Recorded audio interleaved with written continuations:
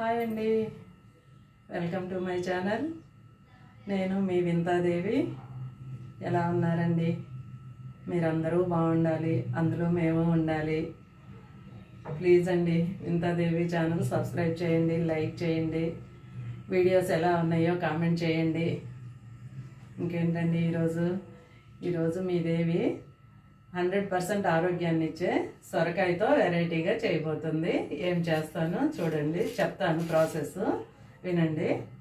ఈరోజు సొరకాయ తీసుకున్నానండి. సొరకాయతో మనం ఎప్పుడూ చేసే కర్రీస్ అలాగా కాకుండా వెరైటీగా పిల్లలకి చేసి పెడుతుంటే తింటారు కదండి. నేను ఈరోజు సొరకాయతో దోశ చేస్తున్నాను. దానికి ఏమేమి కావాలో చెప్తాను చూడండి.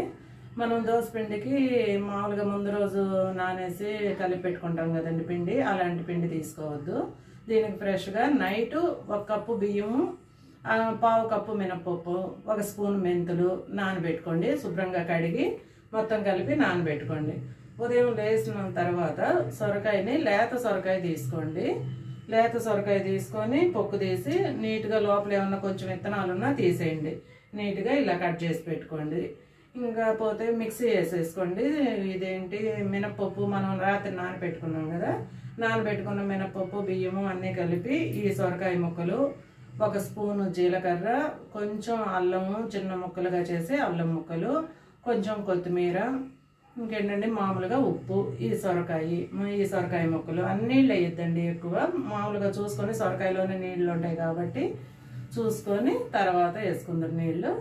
ఇంకా నేను మిక్సీ వేసి మొత్తం రెడీగా పెట్టుకున్నానండి. మళ్ళీ వీడియోలో ఎంత అయిపోద్ది అది మొత్తం చూపించాలంటే అని గుర్తుపెట్టుకోండి. 1 కప్పు బియ్యానికి 1/2 కప్పే మినపప్పు వేసుకోండి. ఎక్కువ వేసుకోవద్దు, మినపప్పు మళ్ళీ అంటుకోపోతాయి. ఇంకా నీళ్లు మిక్సీ వేసినప్పుడు చూసుకొని మళ్ళీ మెదిగినాక వేసుకోండి. ఇదిగో నేను మొత్తం రెడీగా చేసి పెట్టుకున్నానండి పిండి. రాత్రి నానేసాను, ఇప్పుడు లేసి మొత్తం కలిపి మిక్సీ వేసుకున్నాను. ఇదిగో ఈ కాణం మరీ లూజ్గా ఉండద్దండి, ఇలాగా కలుపుకోండి పిండిని. ఇంతవరకు వచ్చేటట్టే వాటర్ వేసుకోండి, ఎక్కువ వేయద్దు వాటర్. ఈ టిప్పు జాగ్రత్తగా చూసుకోండి. మరీ పల్స్గా ఉంటే మళ్ళీ దోశ రాదండి. చాలా హెల్తీ అండి ఈ దోశ. నెక్స్ట్ ఇంకా పెనం పెట్టేసుకోండి. పెనం పెట్టేసుకొని సిమ్లోనే పెట్టుకోండి. మళ్ళీ హైలో పెడితే అదే దోశ అంటుకోపోద్దండి. చూడండి, కొంచెం ఆయిల్ వేసుకొని 1 ఉల్లిపాయ రుద్దుకోండి ఫస్ట్ దోశ పోసేటప్పుడు. ఎప్పుడైనా దోశలు బాగా వస్తాయి నీట్గా. చూడండి, నేను పెట్టేస్తున్నానండి ఆల్రెడీ, పెనం పెట్టాను వేడెక్కొద్దని.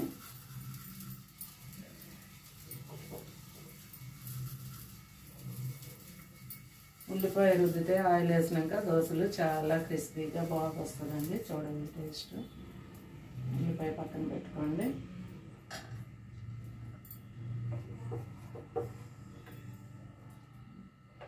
దోశ పోస్తున్నాను.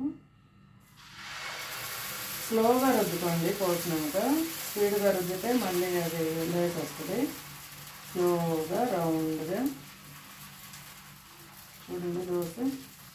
ఈ దోశ కొంచెం మందంగానే ఉంటుందండి, మరీ పలుసగా రావు.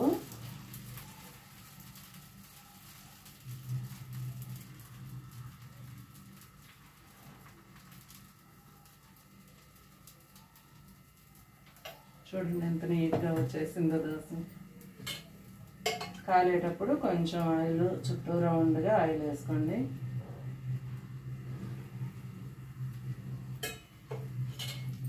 ఒక 3 మినిట్స్ అలాగా బాగా కాలనివ్వండి, సిమ్లోనే కాలనివ్వండి ఈ దోశని. ఇంకేంటండి విశేషాలు? మా ఛానల్ మాత్రము వింతాదేవి ఛానల్ అంతా 25 నుంచి 35 వయసులో ఉన్న మధ్యలో ఉన్న వాళ్ళే చూస్తున్నారు. చాలా బాగా ఎంకరేజ్ చేస్తున్నారండి. ఇంకా కొత్తగా చూసేవాళ్ళు ఎవరైనా ఉంటే సబ్స్క్రైబ్ చేసుకోండి, లైక్ చేయండి. ఇంకా వాళ్ళకి కొన్ని కొత్తగా ఫ్యామిలీ పెట్టుంటారు కదండి, కొన్ని మంచి విషయాలు ఏమన్నా ఇంకా ముందు వీడియోస్లో చెప్దాం అనుకుంటున్నానండి. నా అనుభవంతో నేను తెలుసుకున్న విషయాలు మీకు కొంచెం చెప్దామని. ఫ్యామిలీ కొత్తగా పెట్టినప్పుడు మీకు ఉంటాయి కదండి కొన్ని డౌట్స్, అలాంటి వాటికి ఏమన్నా కొన్ని మంచి విషయాలు చెప్దామని ఆలోచిస్తున్నాను. రాబోయే వీడియోస్లో ఇంకా వాటికి కూడా ప్రిపేర్ అవుతాను. ఇంకా మీకేమన్నా పనికి వచ్చాయంటే యూజ్ చేసుకోండి. నా ఛానల్ చూస్తూ వీడియోలు చూస్తూ నేను చెప్పే విషయాలు వింటూ మీరు మంచి హెల్తీగా న్యాచురల్గా చేసుకోండి. ఏ వంట చేసుకున్నాను ఈ కలర్స్ అలాంటివి ఏమీ వాడద్దు. ఇప్పుడు అందరూ హెల్త్ మీద ఎక్కువ కాన్సన్ట్రేషన్ పెడుతున్నారు కదండి, అది ఆలోచించుకొని చేసుకోండి. ఇది కాలుతుంది.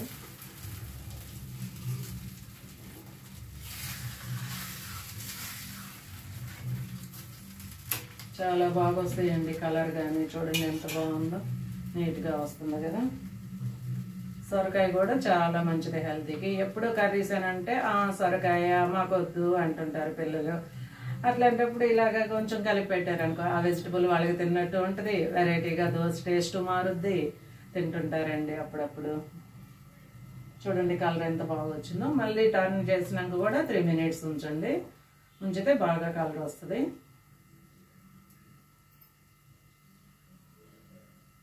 మంట మాత్రం సిమ్లో కానీ మీడియంగా కానీ పెట్టుకోండి. మీడియంగా కూడా వద్దండి, సిమ్లోనే పెట్టుకుంటేనే ఒక 5 నిమిషాలు లేట్ అయినా బాగా కాలుద్ది.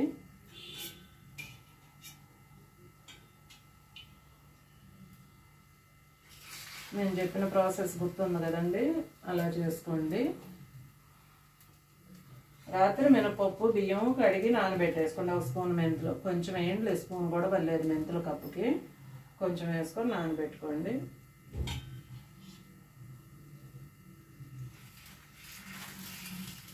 సొరకాయ మాత్రం లేతది తీసుకోండి, విత్తనాలు లేకుండా చూసుకోండి.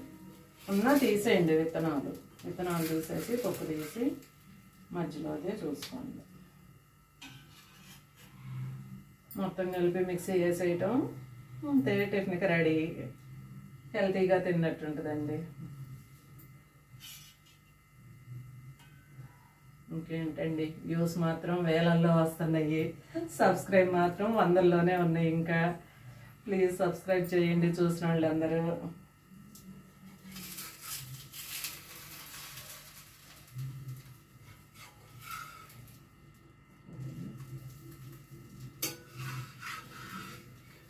ఎంత బాగా వచ్చిందో చూడండి.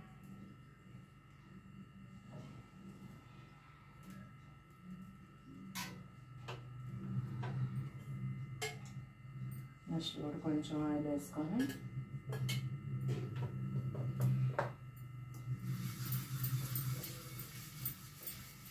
దోశ కాలే విధానం మీకు అర్థం అవుతుంటుంది కదండి. మరీ గట్టిగా అయిందా కొంచెం బాగుంది.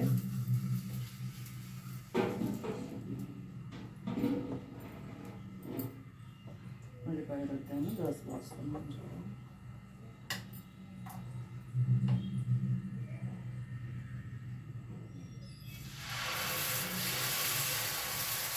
ఈ రుద్దటంలో కొంచెం జాగ్రత్త పాటించండి, స్లోగా రుద్దుకోండి.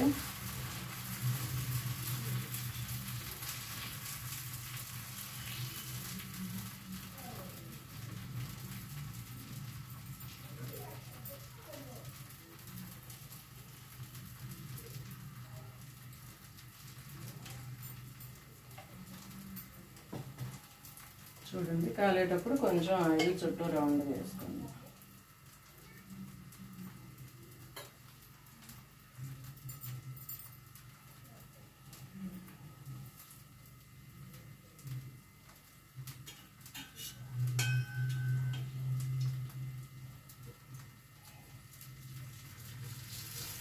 సొరకాయ గురించి మీకు తెలుసా అండి? బెనిఫిట్స్, వాటర్ కంటెంట్ ఎక్కువ ఉంటుంది, హెల్త్కి చాలా మంచిది. వెయిట్ లాస్కి కూడా అండి, వెయిట్ లాస్కి కూడా చాలా మంచిది సొరకాయతో. మనం సొరకాయ జ్యూస్ అలా తాగమంటారు కదండి, ఇంకా డైలీ సొరకాయ జ్యూస్ ఏం తాగుతామండి, ఒకసారి ఇలా చేసుకుంటే అది కూడా మంచిది. కర్రీస్లో కూడా చాలా వెరైటీలు ఉన్నాయండి, చూపిస్తాను మీకు. కాలినాక పెట్టుకోండి.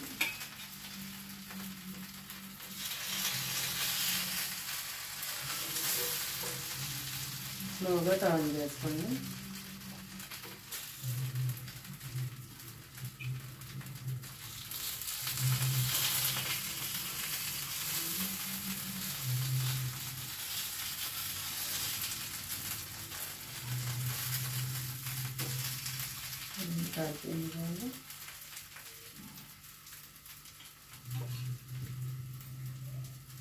విత్ కొబ్బరి చట్నీ కానీ పల్లీ చట్నీ కానీ లేదా మామూలుగా మనం ఎర్రకారం చట్నీ అంటాం కదండి, అది.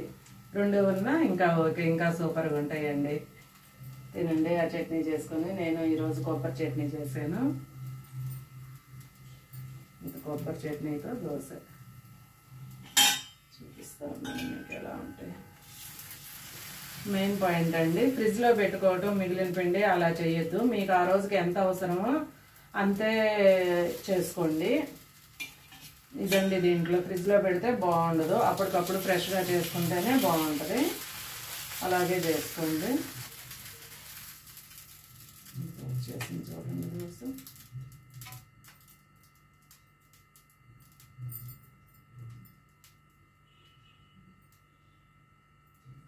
మన దోశ చూడండి ఎలా వచ్చేసినాయో.